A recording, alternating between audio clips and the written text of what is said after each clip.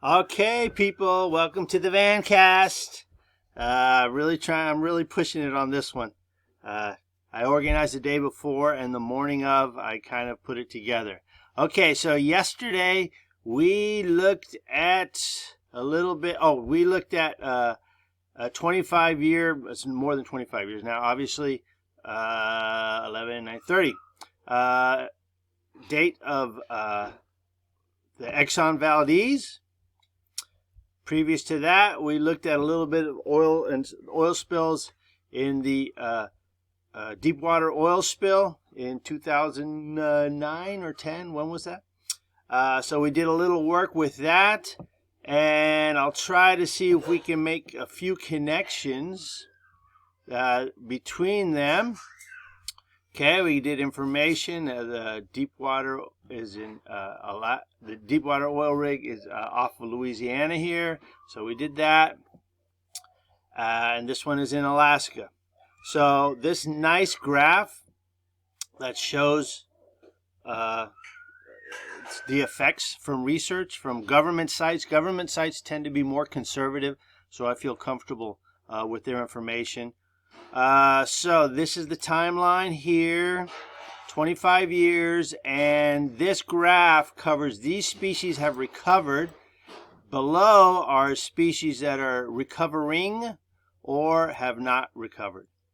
So you can see here, Rocky Intertidal. You can look in our PDF, our Marine Coastal PDF. They have a little summation of that ecosystem. And then you can see it took a while. Salmon, that's 13 years. That's a long time. Seals, some of these guys, 20 years to recover. Rockfish, that's a definite commercial. That's a commercial fish people use to try to make a living off of. And then the sea otter here, river otter and sea otter. The sea otter, which is very important for the ecosystem on the coast, is 24 years. Okay, so that's a long, serious recovery from one oil spill. So that has to be kept in mind. Just one oil spill does a really crazy amount of damage. Then we have recovering species. That's up to now. That is not lined up with these dates. Honey, please. That's not lined up with these dates. So these are all pretty important. Clams, mussels, that's something we keep seeing between numerous oil spills. That is a common impact. This is really important for commercial fishermen too. And it indicates there's the sediments and the water quality. There's something going on there. And those are still not fully recovered, but they're recovering. Sediments, recovering. I'll go to this little graphic here. Here's something on the sediments, 1989 oil. Obviously, I'm assuming that's the same representative spot anyway. And there's still sediments underneath the surface, still 2015. Once it gets under the surface, it's considered much less damaging. But clearly, the mussel and clam impact must be associated with that. And then not recovering, herring, killer whale, pod. These are two different pods. They live in their pods for forever, except the males. Males are always leaving in most animal situations. Young teen males will move on.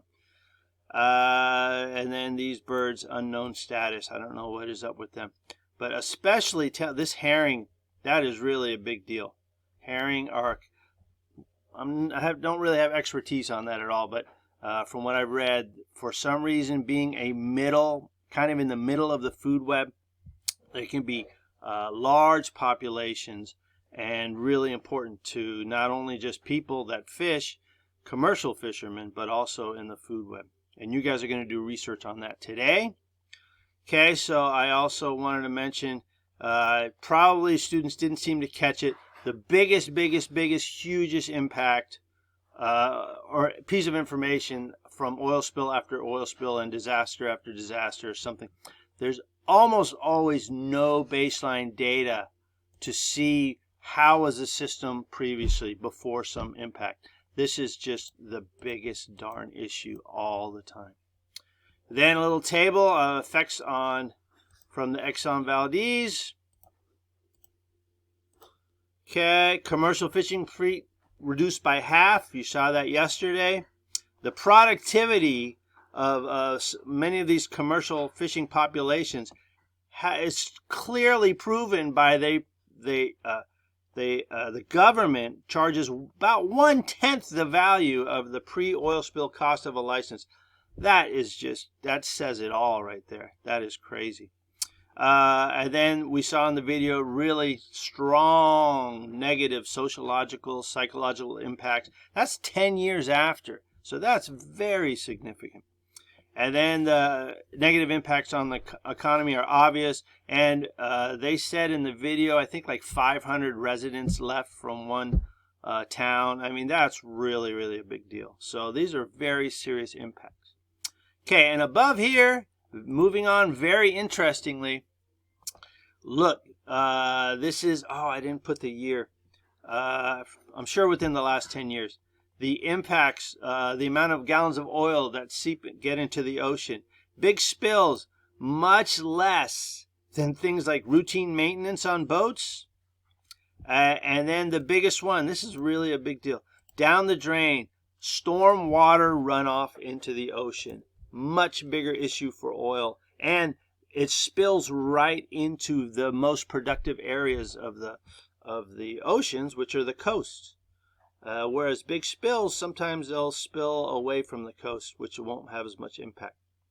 Okay, up in smoke, I don't remember what I saw what that was, but I think that's just burning fossil fuels gas, and then the exhaust, the smoke ends up back in the oceans.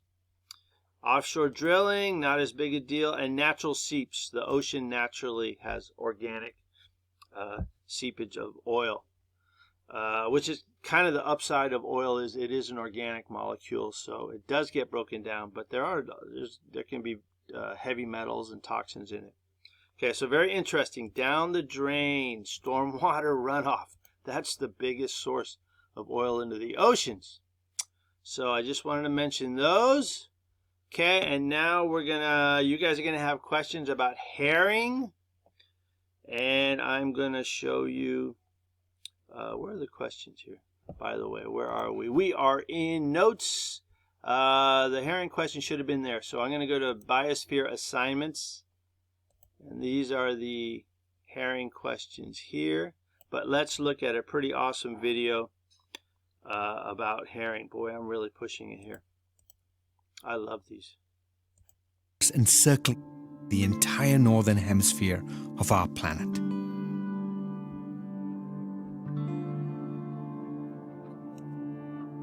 For 6 months of the year, they're frozen. They appear lifeless.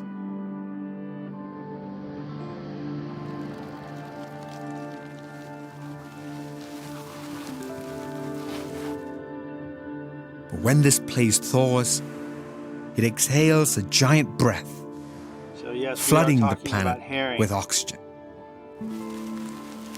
This Clearly, is the there's Earth breathing. energy flowing through the ecosystem. No other force, not Up even the into Amazon, the actual regulates tree. our atmosphere on this scale. There is carbon from herring and nutrients that end up in the trees. I've come to Canada's Great Bear Rainforest because researchers helped us understand this place and value it in a whole new way. This new understanding has led to a historic agreement between loggers, Indigenous people, and conservationists to protect it. It's all based on an incredible chain of events that starts in spring. The forest is awakening, and the stage is set for one of nature's most spectacular events. Animals lean after a long winter are on the move to the coast. And that includes us.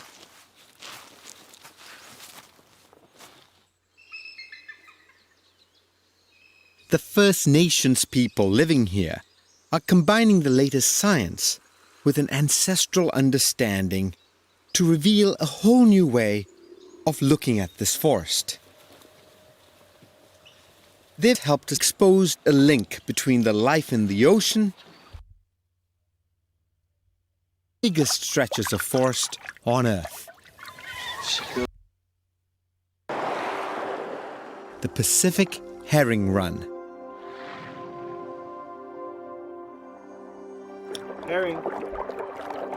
Shoals of This herring, happens tens of throughout millions the strong, whole world. coming right into the shore, Different species. to where the ocean meets the Great Bear Rainforest. Different species of herring.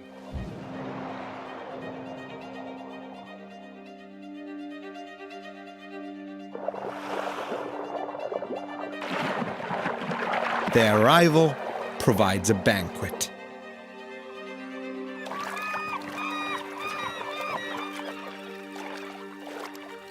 It is chock full of life. And these forests sometimes look so empty, and then you get into these little spots, and everyone is here. Look at these guys. Look at this. Look at this. Wow.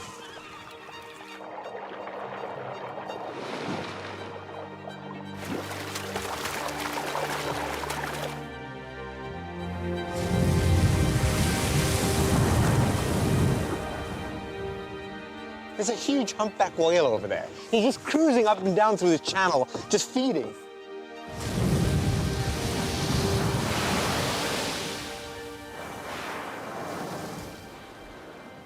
The male herring that do manage to make it head into the shallows to release their sperm.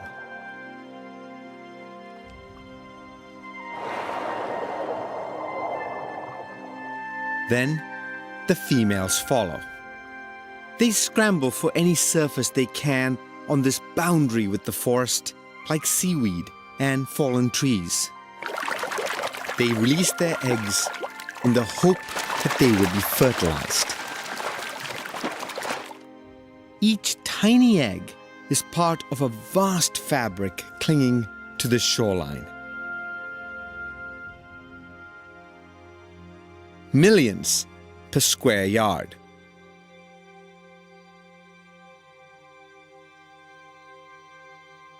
This immense spawn connects ocean and forest along hundreds of miles of coast. Energy flow. A connection that in time will be transported deep into the forest.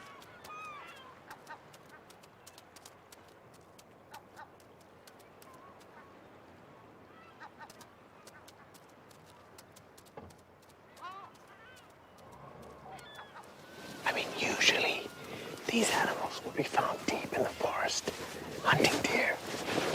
But at this time of the year, they're out here looking for herring.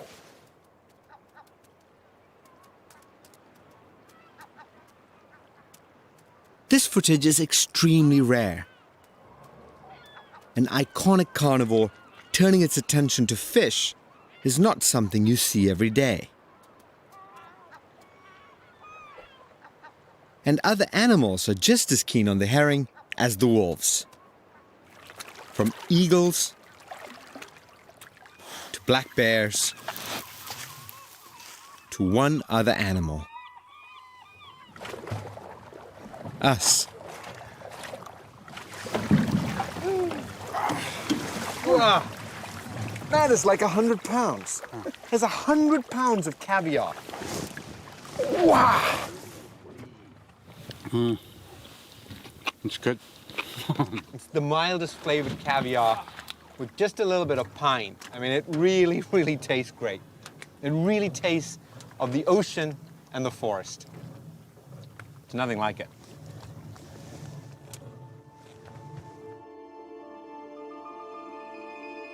The Heiltsuk are a First Nations community who have lived alongside this forest for millennia.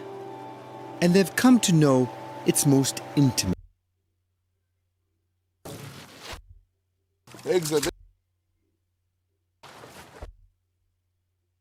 And the crescents.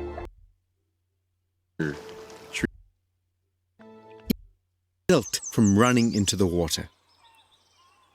The spawning just wouldn't happen like it does if the water was cloudy with silt.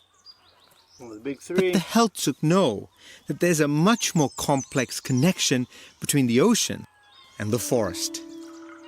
Scientists working with the Heiltsuk have analyzed the chemical composition of the trees inland, and they've made an astonishing discovery. That the nutrients essential to the growth of the trees, even miles inland, comes from the ocean. The herring start the process.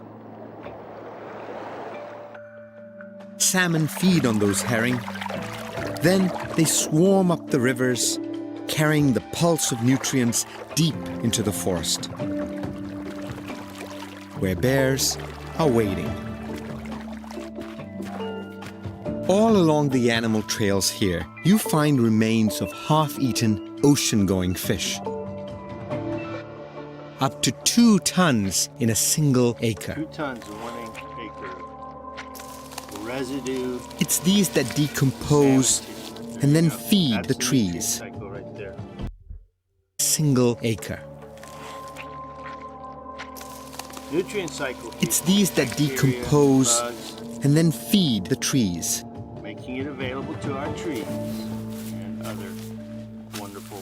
It turns primary out that up producers. to a staggering 75% of the 75%. nitrogen that fuels the growth of these That's trees huge. That's comes crazy. from the ocean. So that would be the limiting factor.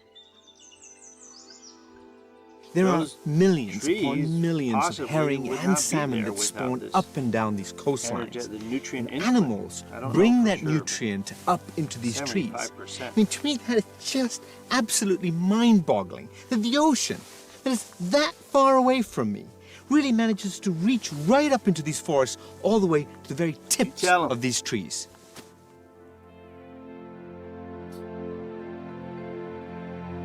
Okay, it's way too long, but that was good. We used to value this wilderness only for its worth as raw materials, making everything from plywood to toilet paper. Now, we're starting to appreciate these trees whilst they're still alive and part of a bigger system. If the forest was gone, it would bring soil erosion, destroy salmon and herring runs, and eliminate a multi-million-dollar fishery.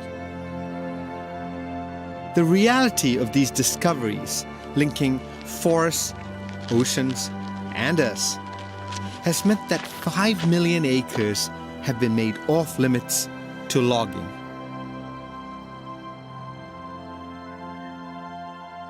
We can now appreciate what our forests are really worth. Something that's coming back into sharp focus where my journey began.